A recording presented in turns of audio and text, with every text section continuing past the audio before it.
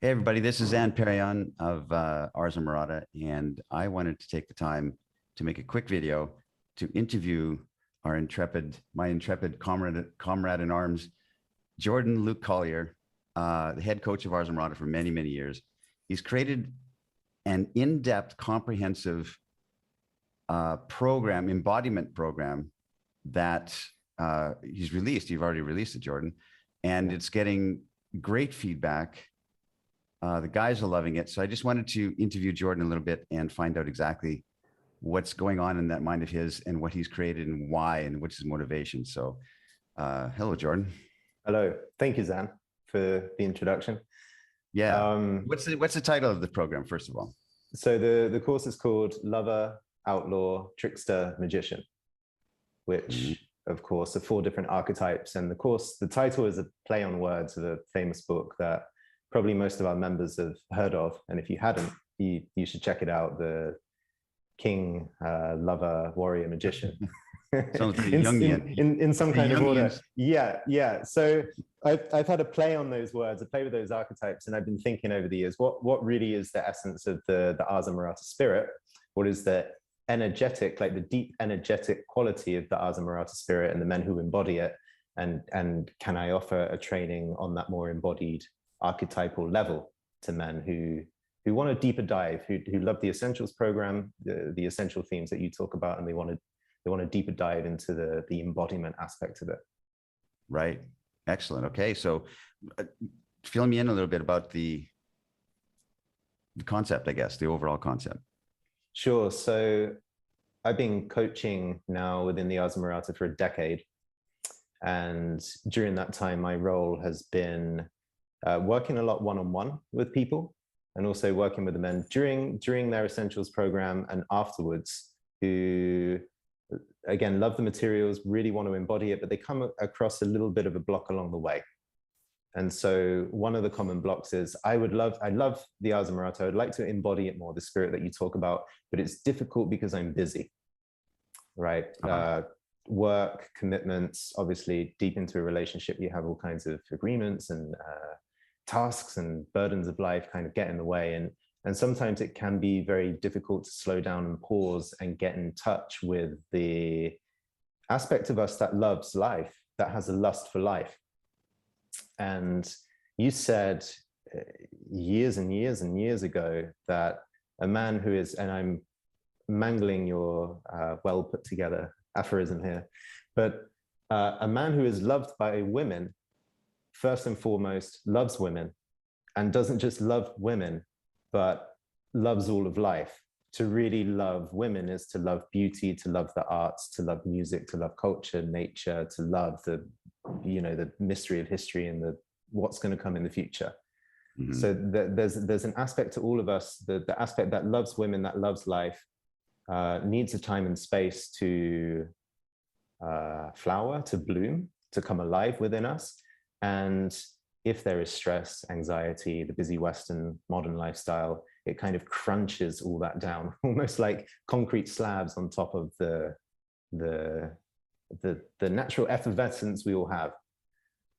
So that's a big part of it. How can I, if I'm in the middle of a busy life, slow down enough to capture the will to love beauty and the lust for life that is deep down inside me and was deep down inside me? How can I recapture that?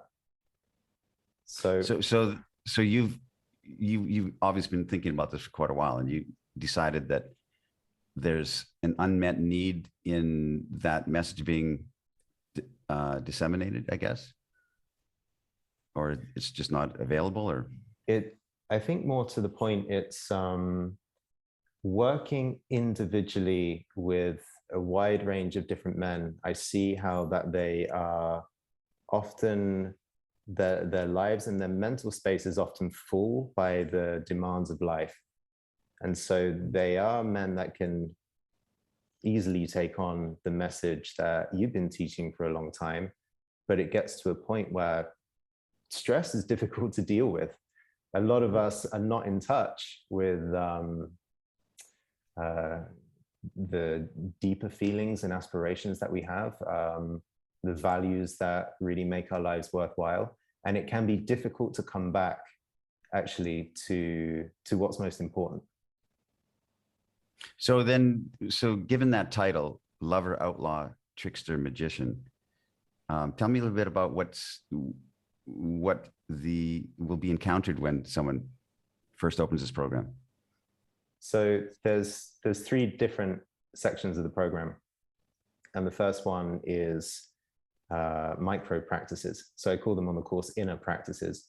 And these are things that anyone can do for 5 minutes a day that are going to slow you down and change somehow your perception, your consciousness, to place your awareness on things that are more beautiful, more beneficial, that tune you back into your senses, the wisdom of your body, importantly. So there's a whole menu of things that any man can do to go inside and build from within this spirit of the Amorati that you talk about, which in my language is to get in touch with these 4 different archetypes, right? The lover, the part of us, there is a part of us who is the one that loves women, that loves life, that sees a miraculous sunset and just wants to stop. Okay, I'm just going to watch this for 20 minutes. That hears an incredible piece of music and it's like, no, quiet. Like, I really want to bathe in this. There is an aspect to all of us who that does that has that proclivity towards beauty. Who is that? What is that? Archetypally speaking, you could say that that's the lover within each of us. So the first part of the course is really how to slow down and to unfold and allow to emerge this, and it's an archetypal quality. That's why we talk about it as an archetype. It's so difficult to put kind of logical words on it, but there's a quality to our way of being as a man, which loves beauty, that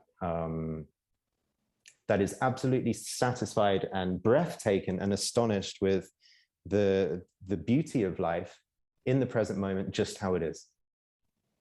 And all the great lovers in the world and of history have had that trait. They're enraptured by the beauty that surrounds them. And it's possible for all of us to do that. There just needs to be some guidelines. So that's the first section of the course. In the second section, these are kind of short micro practices to do every day. In the middle section, I give much longer videos, which are guided demonstrations.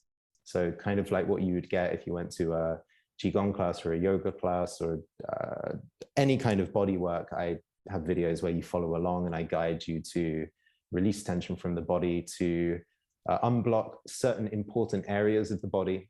And there are many all the way down, particularly the pelvis. So of course, a lot of men want to reclaim and integrate their sexual energy, which is a huge part of being a lover. How can you be a lover if you don't love the lower moving part of your energy, your sexual motivation and wishes, right? So there's a lot of work involved, particularly in the lower body and the pelvis. How can I unlock myself physically so that more of the fullness of my energy and my red-blooded nature can flow all the way through me? So there's a lot of guided practices on that. Got it. Okay, so it sounds like, oh, sorry. And then there's a third section. The third section, we go more fully into the archetypes. Yeah. So we just talked a little bit about the lover, right? In the course, there's how to be really emotionally literate. So how to understand your own emotional world, how to understand the emotional world of women and other people in your life. Of course, you can only do that to the extent that you're emotionally literate with yourself and your own experience.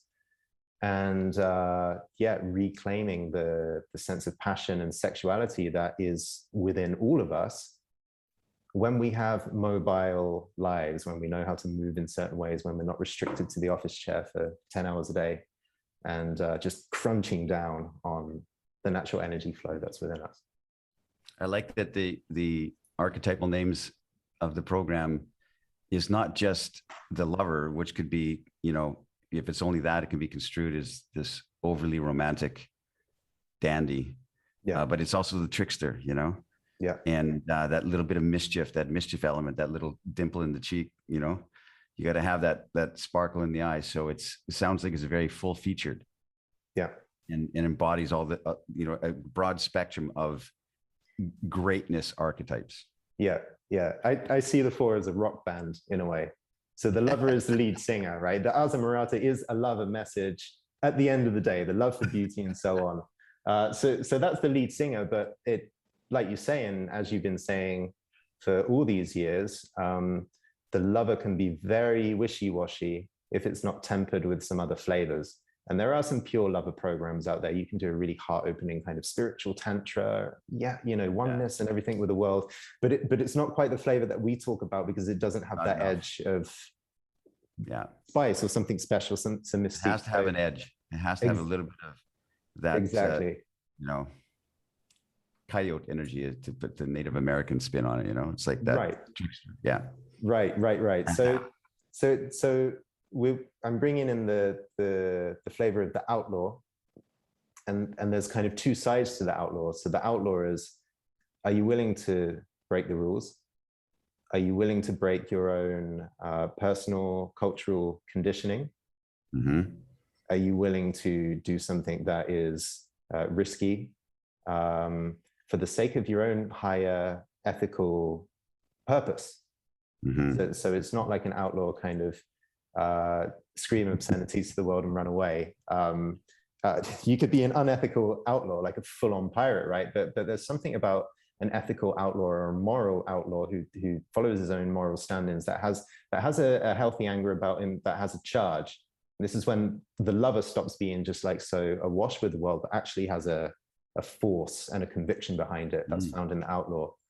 And I think the other side of that outlaw archetype is, so many of us have felt like outlaws in life, not because maybe we wanted to be cool at school, like the whole James Dean thing, but because actually the way that society goes, we found ourselves alone, not knowing exactly where do we belong, how do we belong.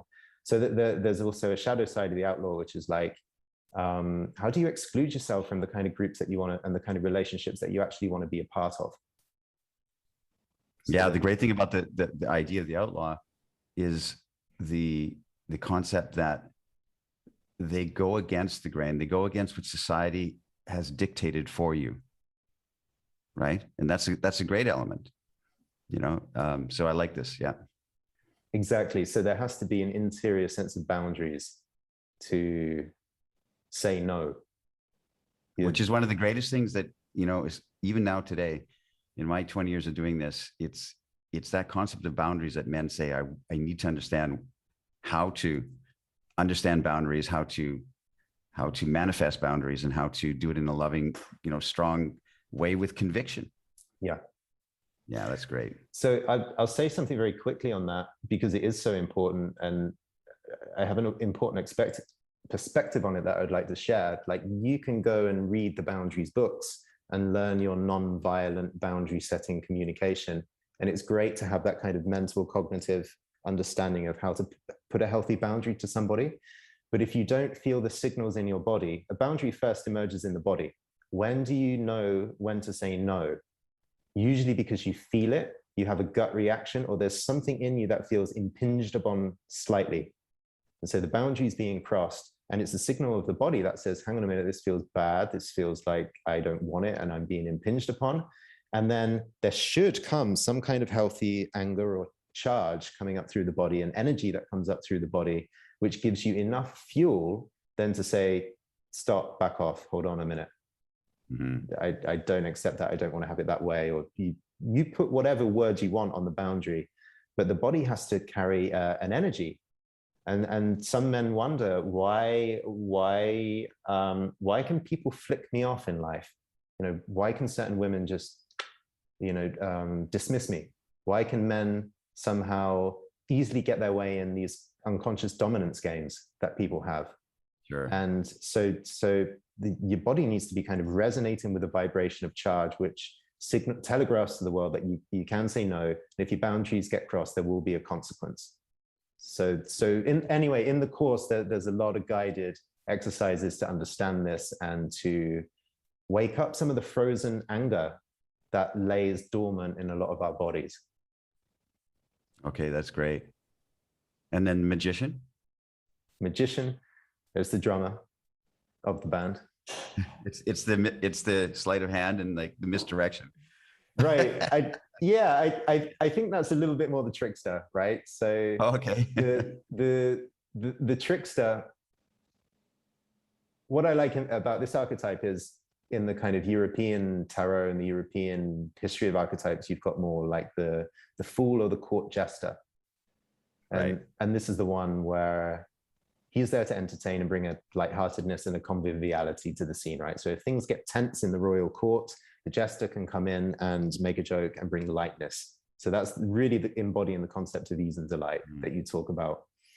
And the jester also has the beautiful role of when the king becomes very hubristic, the jester can show the king his hubris.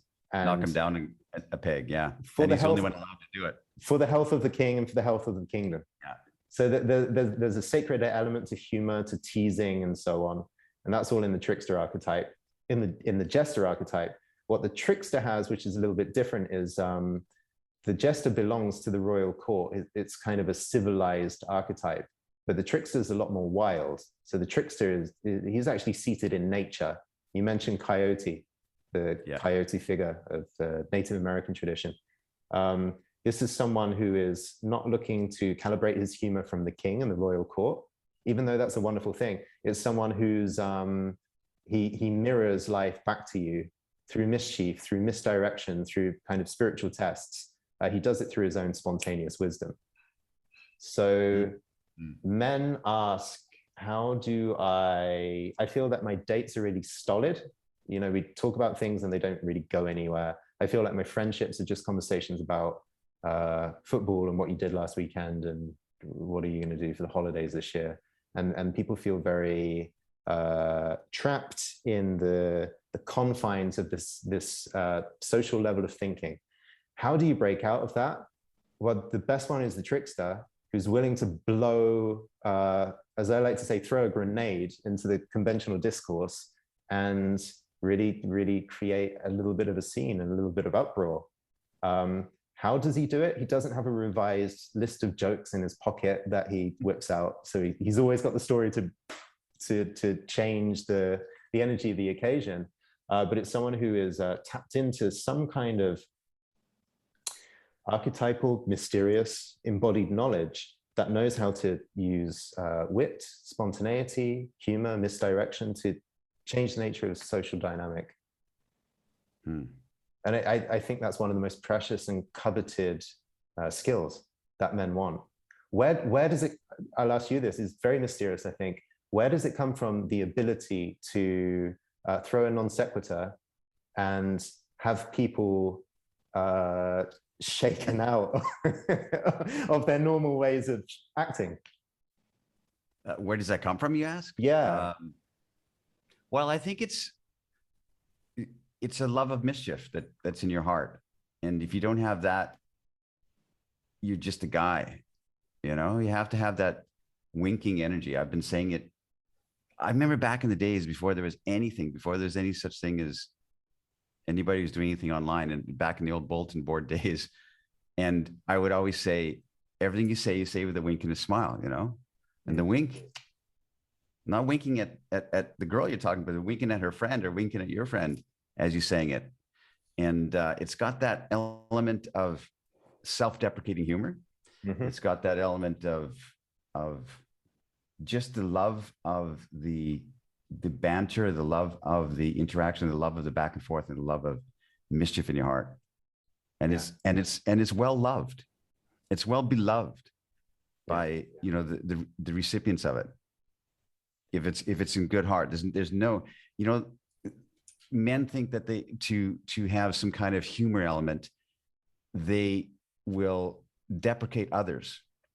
They'll make fun of some other guy as they're talking to a girl, that guy. And it's the wrong energy. It's the wrong, it misses the mark completely. And there's no grace in that. Yeah. You know? So like this trickster element makes fun of himself, makes fun of the whole world, but never in a hurtful or never in a mean spirit. Yeah. not mean-spirited ever at all. So That's great. There's a wonderful concept called affectionate teasing, which is you're teasing other people, but you're not doing it from a place of one-upmanship, trying to elbow them down and make them lose social status, right? Like that stuff clearly goes on in the world. But the affectionate teasing is you're helping people through your sleight of mouth and your funny remarks to actually take down their own walls and masks, like to remove their own hubris and become more themselves. I think everybody longs to have those experiences where you went out tonight and you felt absolutely like yourself. You let everything down. You showed up as you were. You were kind of messy and human, and you felt connected to everybody around you. And the Trickster allows other people in the social circle to have that through that kind of teasing. And I think that people, sorry, Jordan, I think people that listening to this, I wanted to get this point in, will recognize, because they've seen somebody in their course of their life. They've seen a couple, for instance, who wink at each other and tease each other. And it's a life-giving energy. It's a loving, empathetic teasing of each other. And it's magnificent. And then they've also known couples who will denigrate each other. And their teasing has an element of contempt and rolling their eyes. Yeah. They have contempt, and they say, and the difference is vast and palpable and real. And so I mean, that's a distinction, a very important one. There's never a mean spirit. There's never a knocking down the spirit of someone else, or trying to put someone in their place. So that's really, really important. That's great. Yeah. So how do you get more Trickster energy? How do you get any more of any of these archetypes? Like one of the pieces, as you say, is to study the archetypes, come to learn them in different ways, see the different ways that the archetypes come through people in the world, and kind of imbibe those positive qualities by seeking good models. Yeah. And then on the other side of things, there's that question of letting down all of the walls and the restrictions and the frozenness that gets in the way of that energy naturally coming through. So you've had this concept of blurting for so many years. If something occurs to you, blurt it out. If you've got a truth to say in the middle of the party, just let it go. And see where it lands. If it comes from that spontaneous, sincere place, it's got to be a good thing. So let it go. Why don't people do that? What is a block? What is a saboteur? What is an inner critic? Actually, these are ways where the body congeals and becomes solid. So if only you can release actually so much of the tension of your body, all of a sudden, this spontaneous inspiration, this blurting that you talk about, it comes out. And people who are loose and relaxed in their body are people that can blurt and just let their insides come out. And it's the people who are, I know this is my Oxford English, wanting to protect my self-image programming. I walk around the world like this for so many years, and girls are saying to me, why are your shoulders so tense? My shoulders are not tense. What are you talking about? Imaginary lats. Exactly.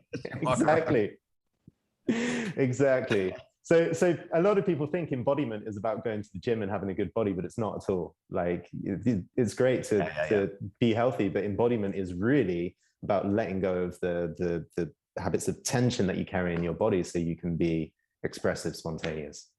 And the magnificent thing about this type of embodiment of these archetypal energies is it's part of your experience. For instance, when you're interacting with another, say a woman you just met, it's from the moment you meet her, and you may marry her someday, but right through the marriage, that archetype, and look at these lover, outlaw, trickster, magician, that spirit is a gift that you give to her, to yourself.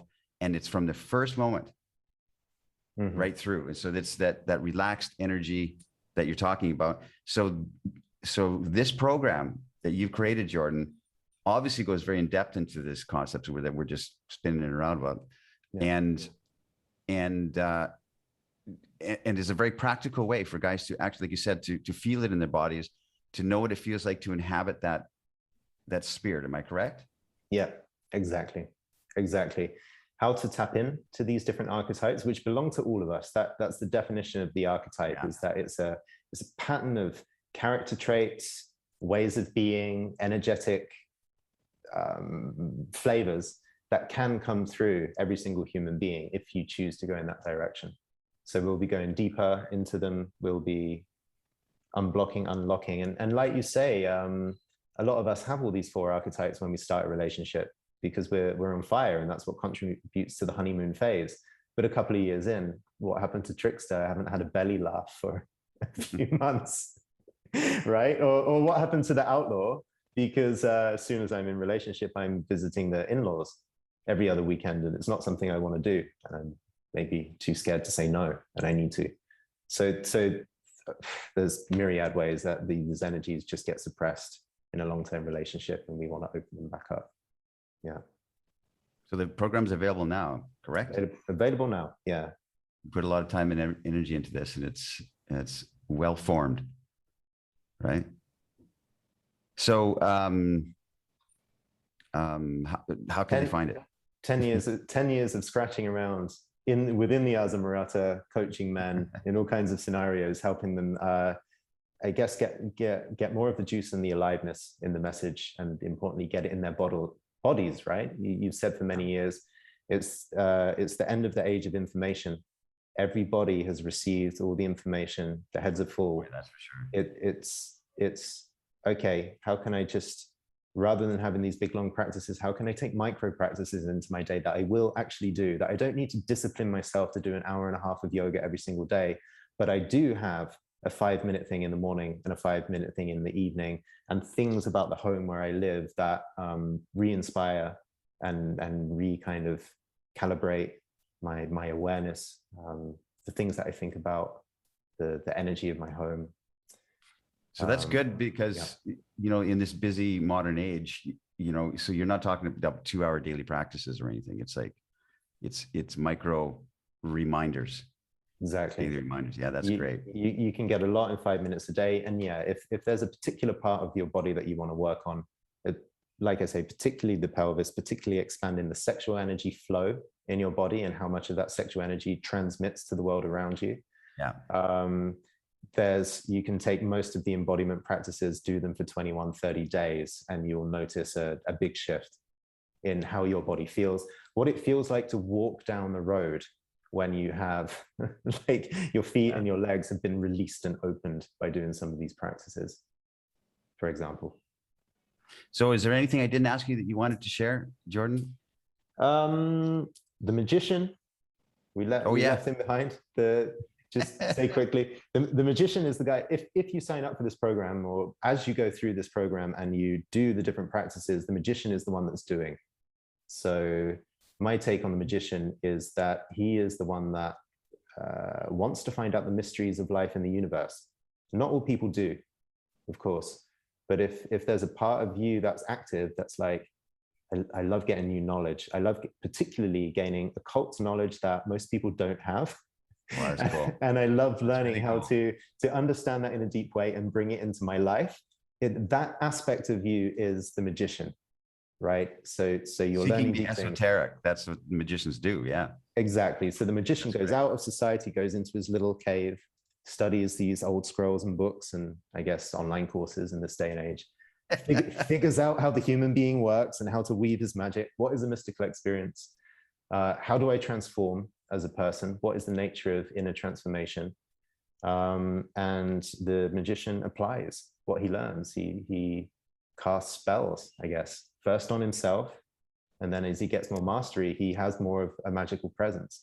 And I think you know this, and I think this is a lot of the point of fascination that so many people have with you is when you have a deep understanding of a particular field, either personal transformation or sub-communication knowledge of women and relationships and attraction and so on, you can do things very efficiently. That look like magic.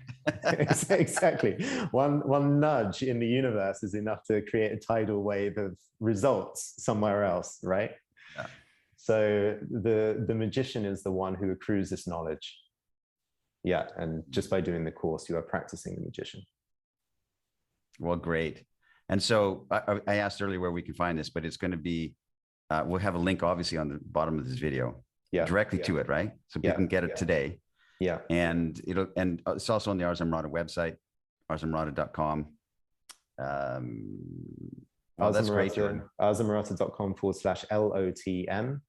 And it's on demand. And the link here, So the guys can take that and have full access to all of the videos, all of the sections, all of the topics that we've just discussed. That's great. Well, that's really, really nice to hear, Jordan. I'm glad this is available. Glad you took all the time and put a lot of your heart and soul and energy into this. And I think I can't highly recommend it enough to, in this modern age. It's a very practical, embodied way of taking all the things we've talked about, that I've been talking about for 20 years, that I wrote about in my book, The Alabaster Girl, all these things. And it takes it into a quick, thoughtful process for men to be able to take that into their spirit and their body. That's fantastic. So I highly recommend it. And I will continue to highly recommend it as we go. Good for you, Jordan. Thank you, Zan. Yeah.